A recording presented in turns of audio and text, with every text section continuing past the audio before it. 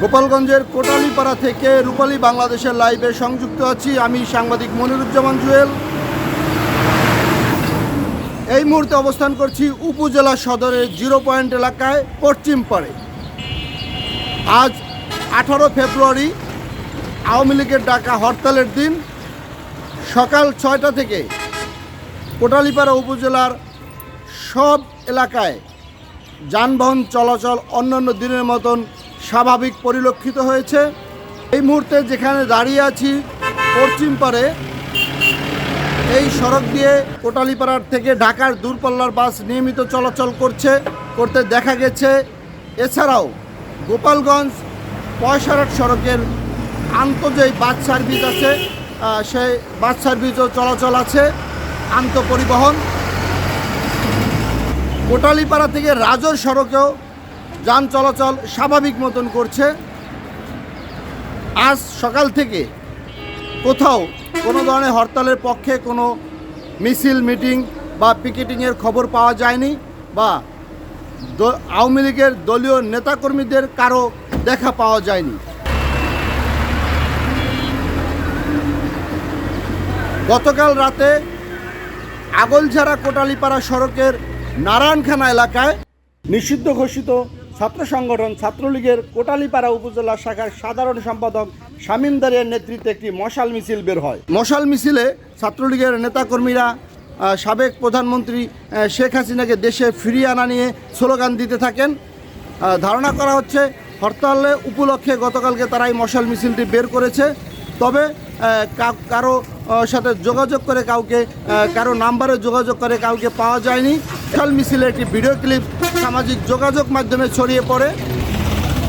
আমি যেখানটিতে দাঁড়িয়ে আছি এটি একটি ব্যস্ততম এলাকা, এবং আমার পাশে আমি একটু দেখাচ্ছি কোটালীপাড়া গোপালগঞ্জ এবং গোপালগঞ্জ পয়সারহাট সড়ক। এটি এই সড়কের পাশে আমার পাশে আছে, দেখতে পাচ্ছেন বাংলাদেশ আওয়ামী লীগের কোটালীপাড়া উপ কার্যালয়।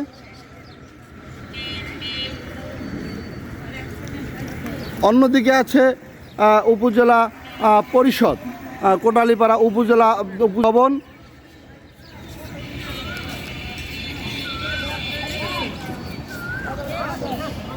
এই কোটালীপাড়া উপজেলা চত্বরে যে মোড়টি আছে সেই মোড়ের পরিস্থিতি জানালাম। স্বাভাবিক নিয়মেই যানবাহন চলাচল করছে এবং জনসাধারণের পথ চলাচল করছে। এখন সকালবেলা জনসাধারণের চাপ কম থাকলেও অন্যান্য দিনের মতোই স্বাভাবিক যান চলাচল স্বাভাবিকভাবেই তারা সড়কে বা রাস্তায় চলাচল করছেন। এবং একইভাবে কিছুক্ষণ আগে এই সড়ক দিয়েই কোটালীপাড়া থানা পুলিশের টহল টিম তারা টহল দিচ্ছেন।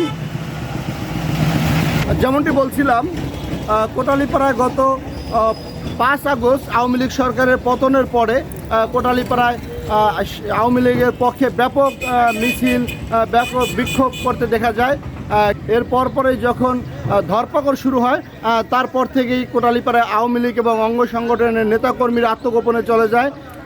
কয়েকজন নেতাকর্মীকে পুলিশ এবং সেনাবাহিনী আটক করে। বর্তমানে কোটালীপাড়ায় আওয়ামী লীগ এবং অঙ্গ সংগঠনের দলীয় নেতাকর্মীদের চোখে পড়ে না।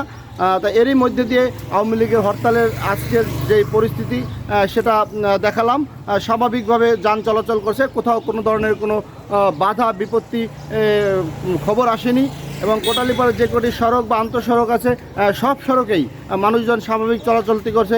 যেমন আমি যদি এই মুহূর্তে একটু কথা বলি, যারা এখানে আছেন কোটালীপাড়া উপজেলা সদরে, আমি একটু তাদের সাথে কথা বলবো যেন তারা আজকে হরতালের দিনে তারা কেমনটি দেখছে। জামাল কি করেন আপনি? ভ্যান চালাই। ভ্যান চালক। আজকে সকালে কখন সড়কে আসছেন? এই কেবল বাইরে এলাম। ও, সড়কে যান চলাচল স্বাভাবিক আছে? হরতালের সমর্থনে কোথাও কাউকে দেখছেন? কেউ দেখা যায়নি।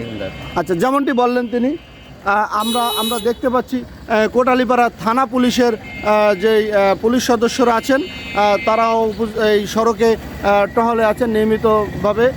সকাল থেকে তাদেরকেও সড়কে দেখা গেছে। এই ছিল কোটালীপাড়ায় হরতাল নিয়ে সর্বশেষ খবর।